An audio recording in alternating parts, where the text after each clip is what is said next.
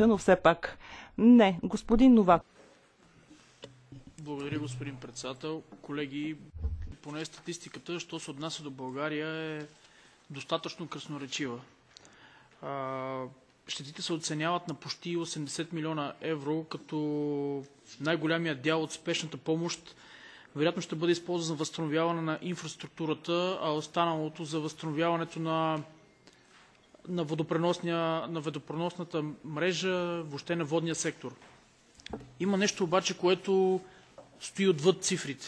И това е, че бяха засегнати 700 семейства в един от най-бедните региони в Европа. Може да си представите в населени места като Мизия и Крушовица какво означава това за хората. Ето защо искрено се надявам и вярвам, че тази помощ ще стигне на време, защото единствената помощ, която в крайна сметка стига до хората, е тази, която е навременна.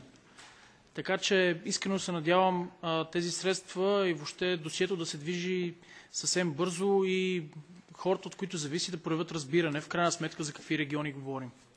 Благодаря ви.